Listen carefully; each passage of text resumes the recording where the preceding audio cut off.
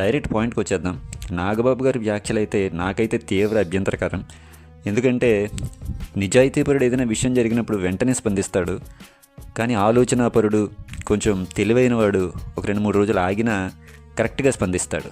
ఈయన నాగబాబు గారి 2 విషయాలను ఫెయిల్ అయ్యారు. ఎందుకంటే అందరూ స్పందించినప్పుడు, ఆ ఇష్యూ జరిగినప్పుడు వెంటనే స్పందించుంటే ఓకే, ఈయన స్పాంటేనియస్గా ఈయన అభిప్రాయం బయటకు వచ్చింది అనుకోవచ్చు. లేదా 2 రోజులు ఆగారు కాబట్టి ఈ 2 రోజుల్లో ప్రజాభిప్రాయం క్లియర్గా బయటకు వచ్చేసింది. అంటే 95% మంది, ఇంకా ఎక్కువే, శివాజీకి మద్దతుగా ఉన్నప్పుడు ఈయన ఒక ప్రజాప్రతినిధిగా ఆ అభిప్రాయాన్ని, ప్రజల అభిప్రాయాన్ని గౌరవించడం మానేసి మిగతా కొద్దిగా ఎవరైతే ఉన్నారో అపోజ్ చేస్తున్న వాళ్ళు, వాళ్ళకి మద్దతుగా ఉండటం అంటే ఇది చాలా తప్పుడు సంకేతాలను పంపుతుంది. ఎందుకంటే ఆయన వ్యక్తిగత హోదాలో ఏదైనా మాట్లాడుకోవచ్చు. కాకపోతే ఆయన ఇప్పుడు ఒక రాజకీయ పార్టీలో ఒక ప్రధాన పాత్ర పోషిస్తున్నారు. ప్రజల మధ్య ఉండవలసిన వ్యక్తి ప్రజాభిప్రాయాన్ని ఇంత తేలిగ్గా తీసి పారేసినప్పుడు ఈయన చట్టసభల్లో ఉండి రేపొద్దున ఏదైనా పాలసీ మేకింగ్లో ఈయనకి అవకాశం ఇస్తే ఈయన ఈ ప్రజలకు ఏం న్యాయం చేస్తారు? ముఖ్యంగా ఈయన వాడిన కొన్ని పదాలు తీవ్ర అభ్యంతరకరం. ఎందుకంత ఆవేశంలో మాట్లాడారో మనకు తెలియదు. కానీ పురుషాహంకారం, మేల్ చావనిజం అని, మోరల్ పోలీసింగ్ అని, ఈ పదాలన్నీ నిజం చెప్పాలంటే ఆలోచనా పరుల నోట్లోంచి ఎప్పుడూ రావు. ఈ పదాలన్నీ రెడీమేడ్ కొన్ని రకాల సిద్ధాంతాలు, ఈ ఉద్యమాలంటూ తయారైన సిద్ధాంతాల్లో తయారైన ఈ పదాలు కొన్ని దశాబ్దాలుగా వీటిని యాజ్ ఇట్ ఈజ్ వాడేసుకుంటూ ఉంటారు. ఆ పదాలు వాడేస్తే తమకు ఒక ఆర్గ్యుమెంట్ రైట్ అయిపోతుంది, తమ వేరే ఆలోచించక్కర్లేదు అన్న ఈ కోరికలో ముఖ్యంగా శివాజీకి ఆపోజిట్గా ఉన్న కొద్దిమంది ఎవరైతే ఉన్నారో వాళ్ళ నోట్లో నుంచే ఈ పదాలు ఎక్కువ వస్తున్నాయి. ముందు ఈజీగా వాడేసే పదం ఏంటంటే పురుషాహంకారం, మోరల్ పోలీసింగ్. సో ఈయన కూడా అవే వాడేశారు. సో ఈయన ఆలోచించారని నేను అనుకోవట్లేదు. మోరల్ పోలీసింగ్ అనేది అభ్యంతరకరం. ఎందుకంటే ఫర్ ఎగ్జాంపుల్ నిన్నో మొన్న ఒక మధ్యతరగతి ఒక స్త్రీ, ఒక ఆవిడ ఒక ఛానల్కి ఫోన్ చేసి ఏం చెప్పారంటే, మేము శివాజీకి ఎందుకు మద్దతు అంటే, మాకు చెప్పడానికి ధైర్యం లేని మా మాటలే ఆయన ద్వారా వచ్చాయి.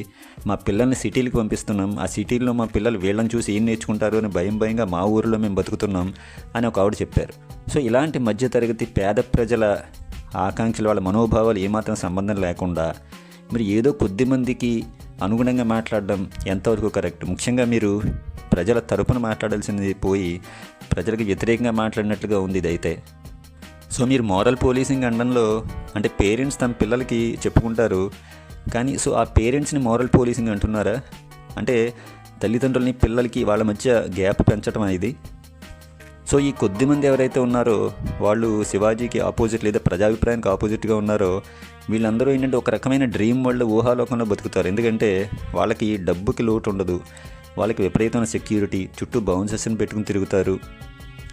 సో వాళ్ళు ఎలాగైనా ఉండొచ్చు, ఎలాగైనా మాట్లాడచ్చు. కానీ సాధారణ ప్రజలు చాలా ఇబ్బందులు పడుతున్నారు.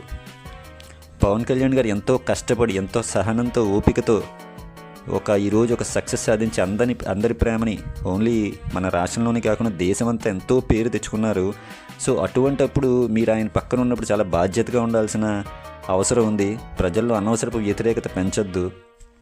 పవన్ కళ్యాణ్ గారు ఇటువంటి సున్నితమైన విషయాల్లో తొందరపడి దూరిపోయి ఏదేదో మాట్లాడేయకుండా ఎంతో జాగ్రత్తగా ఆచితూచి అవసరమైతేనే మాట్లాడతారు.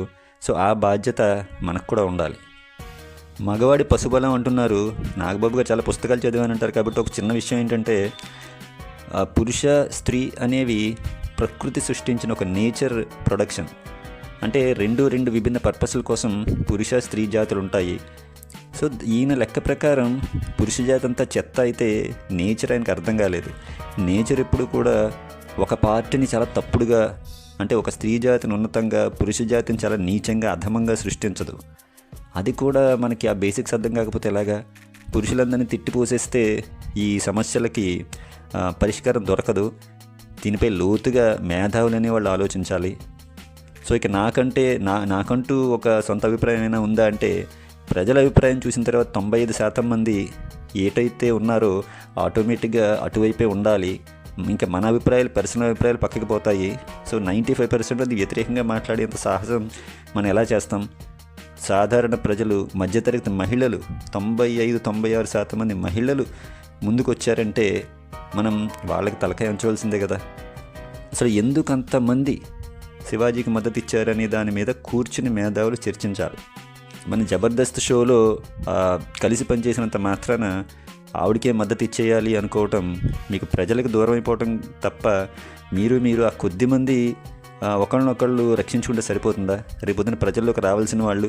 సో ప్రజాభిప్రాయానికి వ్యతిరేకంగా ఉన్నవాళ్ళు, ముఖ్యంగా మగజాతి మీద ఇంత ద్వేషంతో పురుషాహంకారం అని, మేల్ చావనిజం అని, పశుబలం అని ఈయన ఏ వ్యాఖ్యలైతే వాడారో ఆ పదాలు వాడిన వ్యక్తి చట్టసభల్లో కూర్చోవడం ప్రమాదకరం. ఆయన పాలసీ మేకింగ్లో కానీ ఆయనకి స్థానం ఇస్తే పురుషులకు ఏం అన్యాయం చేస్తారో ఈయన, ఎందుకంటే అంత కక్ష ఉన్నట్టుంది లోపల. సో నా అభిప్రాయం, నా వ్యక్తిగత అభిప్రాయం ఏంటంటే చట్టసభల్లో ఇటువంటి మనస్తత్వాలు ఉండకూడదు అని నా ఉద్దేశం. మీ అభిప్రాయాలు కూడా నాకు తెలియచేయండి. జై హింద్.